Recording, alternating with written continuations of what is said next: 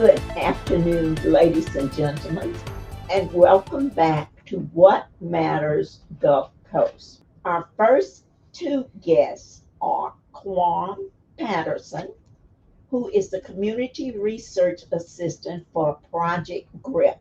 Now, I am not going to go into any detail about Project GRIP. They will tell us about that.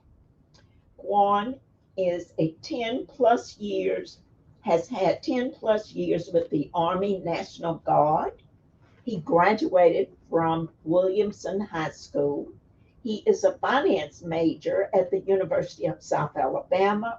He's a father of a 9-year-old son, a resident of Mobile, and he grew up in Maysville. His partner in the presentation is Miss Reagan Thomas. Miss Reagan Thomas was born in and is a current resident of Mobile, Alabama. She too is serving as a community research assistant for Project GRIP, which is gun related injury prevention at the University of South Alabama in the psychology department. She completed her high school education at McGill-Tulane and her post-secondary education at the University of South Alabama with an undergraduate degree, a BA in psychology, and a graduate degree in psychology also. She attended elementary school in the late 90s, and this is important because this is when the first well-known mass shooting event occurred at Columbine High School, and we all remember Columbine. This tragic event turned her attention toward youth violence. At an early age, Ms. Thomas became curious to understand how youth violence develops and is perpetuated. A couple of years after graduating high school, gun violence increased in the city of Mobile. Some of her family, some of her friends at the time were affected. Ms. Thomas was interested in understanding what factors are at the root cause of the increase in gun violence that she has seen over the last decade. She became notified of the Project GRIP at the end of 2021. Shortly after working as a child and adolescent therapist for 2 years. This was the perfect opportunity for both of them to work on a research project with the same interests and goals in mind, violence prevention. Currently, her research interests also involve understanding the AI system, artificial intelligence system, used by big tech social media companies and how they interact with the developing brain, specifically areas of the brain involved in social cognition. Ms. Thomas' interests outside of work vary. She enjoys spending time with her family, with her church family, with friends, and with her golden doodle. She enjoys roller skating, the beach, drawing, and trying out new recipes. What motivates Reagan each day is the mystery of life, and that each day her purpose and mission are refined by connections, interactions, and experiences with others along her path. So the next two people you will hear from will be Quan Patterson and Reagan Thomas with the Project GRIP. Well, thank you for that introduction. Like I said before, we work with Project GRIP, which is gun-related injury prevention, and it's a research project funded by the CDC. I won't get too much into it right now, but basically, just Project GRIP is focusing on um, basically preventing gun violence and suicide in the community. And thank you so much for your introduction. So yeah, definitely we've been on the project for almost about 2 years now. And yeah, that's the whole mission behind the project. We've seen gun violence increase over the last decade or so, and it's just GRIP is really just interested in understanding those in the community, their thoughts and ideas on what's going on, what's contributing to it, and how to prevent it. So, Okay. GRIP stands for what? Gun-related injury prevention. And I noticed that you kind of combine gun violence with suicide prevention. Yes, ma'am. Why is that? Well, I think both of them kind of go hand in hand under gun violence, I guess. Um, Suicide and gun violence are both a big issue in our community. And it's really been, not gonna say underserved, but it's a lot of actions that need to be taken, I guess, to, I guess, minimize both or to reduce both. Now, out of gun violence and suicide, do they impact one group over another? I can speak to that. So um, gun violence basically it affects about 41% of like African American males. So between the ages of 15 and 34. So that's like one of the leading causes of death among black males. Okay. So and then as far as suicide, suicide causes 17% of deaths among white males between the ages of 15 and 44. Okay. So it does kind of affect both groups a little bit differently. Yeah. And they investigators kind of had that in mind when thinking of the mission of the project. Okay. Um, where exactly? I know this is a grant, Mhm. a federal grant, I'm assuming, with the university. How did this all come about? Where did the money come from? What kind of goals do you have? What direction are you heading? Um, so Project Group is funded by the CDC. Um, I think they've they've deemed it to be um, what's the word? Public health Yeah, issue. public health Yeah. issue. Um, yeah, and it came about Dr. Krista Mahari and Dr. Philip Smith. They're our principal investigators, our lead investigators over the project. Okay. And what they noticed was, I guess, a gap in the way that researchers and professionals were addressing or discussing gun violence and um, gun ownership and suicide in the communities. So, like she said, about 2 years, 3 years ago, they got together with some of the community leaders in the area and pulled on their experiences and their expertise to put this project together to, like I said, to minimize or reduce the violence and suicide in the area. Okay. With and this is directed at either of you Yes, ma'am. or both. What do you see? You guys have been working in it for almost 3 years. Where do you guys see the gaps maybe? Are we speaking of gaps between like suicide versus homicide, death by suicide, Yes, any homicide? gaps that you may see in the program, because he spoke about that the rest of the community were not actually addressing the gaps, some gaps that were out there. Do y'all have know where the gaps would be or what you surmise, what you think the gaps would be? But I won't say that the community aren't addressing the issues. There are different projects that we've worked with that are taking the initiative to make this happen.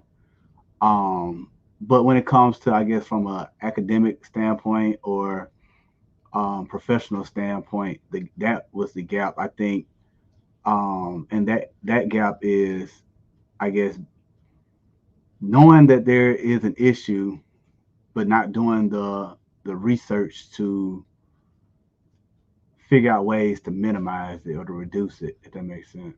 Okay.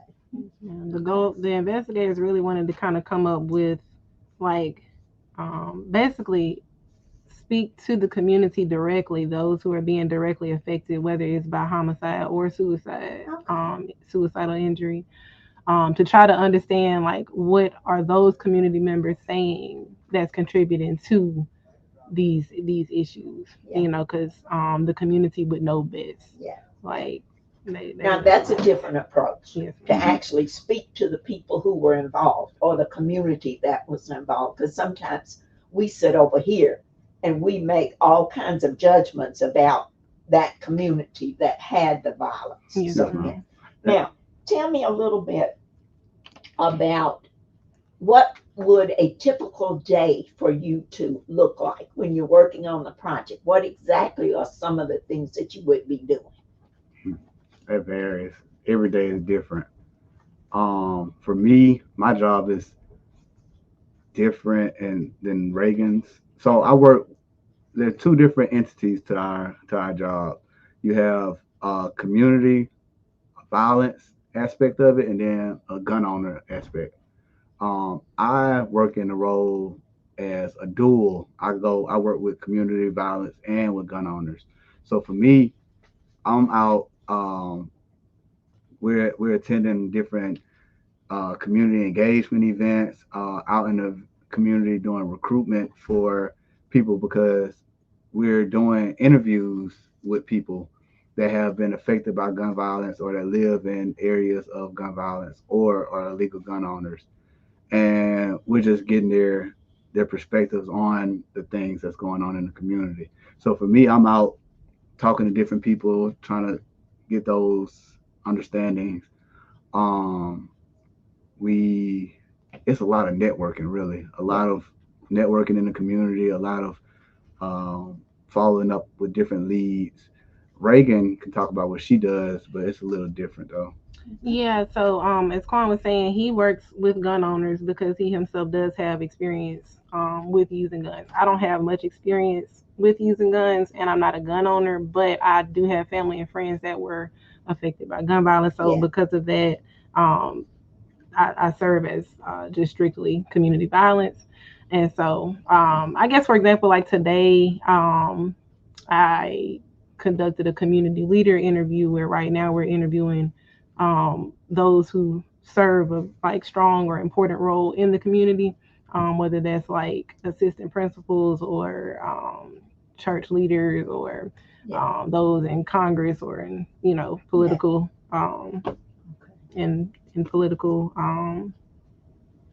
positions that can really speak to like what do they see from their role Yeah. as to what's contributing to gun violence or the cycle of violence. So that's what actually myself and Quan both have been doing lately. The community leader interviews. We're wrapping up the interviews that we've done for gun owners and those who have been affected by gun violence. But Okay. over the last few months, we've been doing those interviews pretty heavily. I've gone up to I've done interviews with those who have been victimized by guns. So it's a lot. It's a lot entailed, and Yeah. yeah. And it is. It Yes, is. ma'am. And they actually have to be open and inviting for you guys to come in and ask those kinds of questions, or so you guys have to play a vital role in building that relationship Yes, where you ma'am. can go in and sit down and talk with them or get them to come in and sit down and talk with you. So that's vitally important. Yes, ma'am. Now, a little bit more about this gun violence and then the suicide. Was it surprising for you guys to see or find out in your study that suicide rates was as high as they are for the majority population? Um, so the statistic that was used basically as the driving force for the project. So the investigators basically kind of looked through some of the existing studies that were done and existing literature to kind of see what was going on, and so that's where this statistic is basically kind of pulled from a previous study that was done that shows that there are differences in gun related injuries depending on the community or the demographic, and so they kind of kept that in mind when. Have the people in leadership or the people in the Mobile community leadership roles and what have they been accepting to the fact that even the suicide rate is as high as it is? Yes. Or are they, because and I may be going off on a tangent. A lot of times when we talk about violence or we talk about gun issues or whatever, they're specifically talking about a particular group of people, okay, us. When in actuality, if you look at the scope of the picture, it's a lot of them as well as a lot of us. So I'm saying, were any people in the leadership role that you have been working with, were they kind of a little surprised about such a high number with the suicide rate? Did you find that out or not? I've never had someone directly tell me that they were surprised by it, but working with the community leaders, they're usually pretty heavily involved in the community. So I don't think a lot of the information that we bring to them is a surprise. I believe at that point we know that it's an issue. They know that it's an issue. Now we're working to figure out how to work through the issue. Okay. Yes, ma'am. Yeah, okay. Because the only way we can correct something is to recognize Yes, that we do have this issue yes, that we have to correct. The government has recently issued new actions to reduce gun violence. In what ways do you think these actions align with the goals of Project GRIP? Well, like I said, so first the goal of GRIP is to aid in reducing gun violence through awareness. I think that's the first thing we have to understand. Yeah. So we have like no political affiliation. Like we're not pro guns, anti guns. We're just solution based. Okay. But I think that any initiative that the government has that is working to reduce gun violence, we support it. Okay. In light of the recent shooting in Atlanta, what steps do you think organizations like Project GRIP can take to prevent something like that happening again? Well, first I want to give like condolences to the family for that had to go through that and deal with that. But by taking the information that we received, we able to like provide future interventions to prevent things from that like happening again. And then using like the voice of the community and the community leaders, we're hoping to be able to like provide that information to, like I said, to avoid that from happening again. Yes, man, things like that happening. Are you guys doing any work with the schools, like the high schools or the middle schools? Are you able to do any of that? Now, that's not one of my questions. I just happened to think of it. I'm sorry. Are y'all doing some work? How do you work with the schools? Yes, ma'am. So Project Grid, we've collaborated with several schools just in Mobile County, public school district and system, trying to implement a national youth survey. So we've been to several schools, just asking about youth like experiences with violence and their attitudes toward guns. Like how do they think and feel about guns? Because it's a lot different the way that they view guns today versus how it's changed a lot. And we've really seen that just from talking with the youth. So basically, yeah, from the information that we're getting from the schools that we've been to, they're gonna compile that data and then provide it back to the school so that the administration can use it to ultimately tell staff and students, just kind of inform them like what's going on. It's just kind of giving the information back to them so that they can kind of determine what they want to do with it.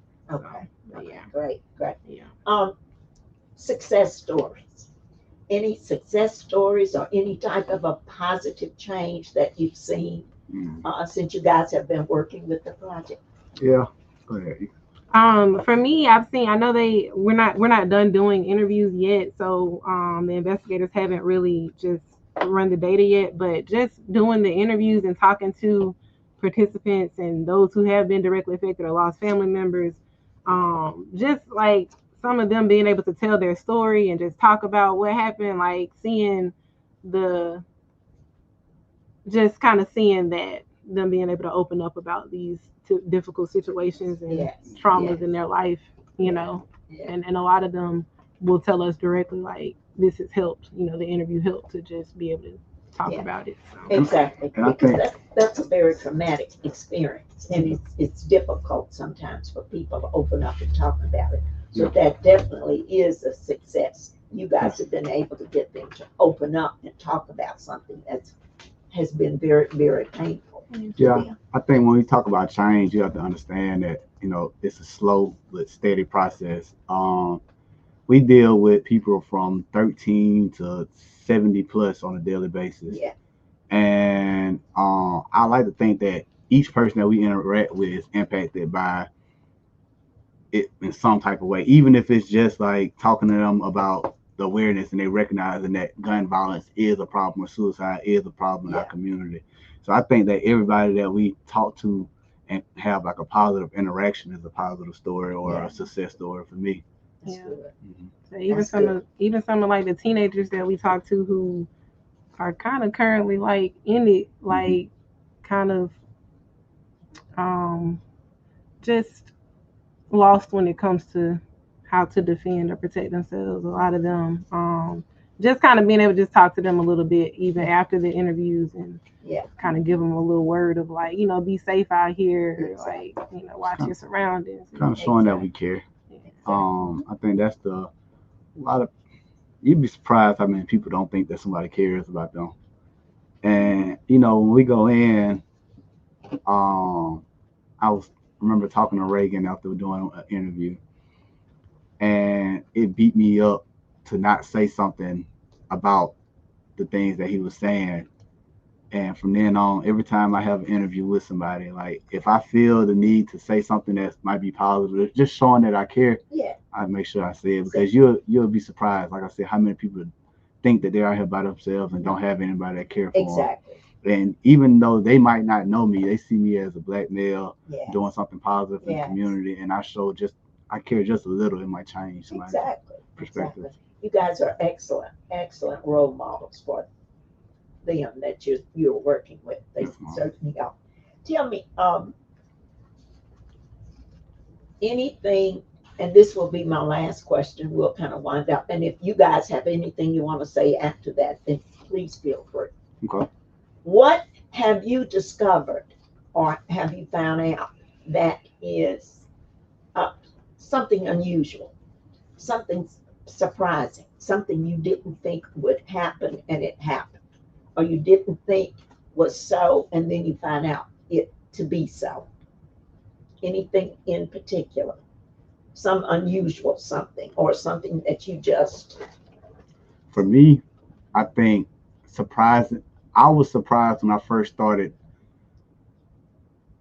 working with the community leaders.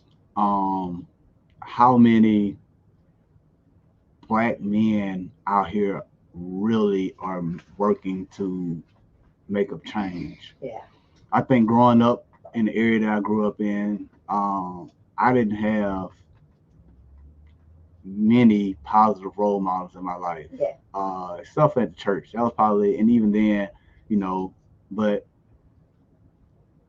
I didn't.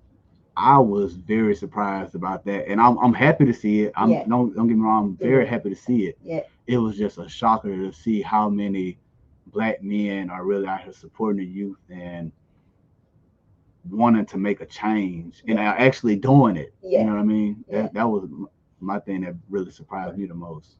Great, great. Well, that's a wonderful one. Yeah. That's a one. Reagan, can you think of something that was unusual to you or something that just kind of surprised you? I think probably honestly seeing like how resilient people are and how strong people can be, like to bounce back from situations, like seeing especially seeing people who have like been directly victimized by guns or been shot before or wounded in some of the worst fashions. Like it's that's been surprising to see. They've been resilient physically and mentally to bounce back Yeah. Yeah. from these traumas. So yeah. Did you have any issues? My final question, I promise. Did you have any issues with counseling? Because sometimes we, especially black males, don't think we ever need to have counseling. Did anything along those lines come up? There's this podcast I listen to. It's funny you say that. Called All Black Men Need Therapy. Wonderful for any black men that think that they don't need therapy. We all need it. Yeah. Our job actually provides resources for us and for the people that we deal with, that are people that we encounter that need resources or need therapy, need help. I've taken advantage of the therapy, because beside the fact that we all need therapy, we deal with some pretty interesting things. We've talked to some people that have had some stories, Okay. and it's a lot to carry by yourself. It is. You know what I mean? So I'm thankful for them for providing that service. Yeah. And some of the members of our team are current clinical and counseling PhD students. Okay. And so I know after the event that happened downtown in New Year's, we set up a table in response to that at the police precinct, just to try to let the community know that there are resources even at South, you know.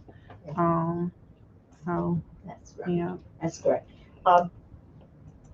They're actually social workers end up having to go and see a therapist because they do just like you guys are doing. They take a whole lot of that stuff home with them. And sometimes it's not where you can just unload it and go home kind of thing. So they have been known to use their fair share of therapists too. We want to certainly thank our guests for today. They have done an excellent job of talking to us about GRIP, Project GRIP, gun-related injury prevention. And as we said earlier, this is a research project through the University of South Alabama, collaborating with Virginia Commonwealth University. And they have been heavily involved in all of that. Now, let me ask this question. You guys will finish up at some point. Will we be able to get you guys back to maybe share some of the findings from your research project? We can talk directly with Krista and see and ask her. Okay. But we would love to though. I'd know. Okay. Yeah, Okay. Well, thank you. We would love to have you back. Yes, Okay. ma'am. We want to thank them again. This is Quan, Patterson, and Reagan Thomas, who have been with us today. Thank you for joining us. And we will see you again next Sunday at 4 p.m. for What Matters the Post.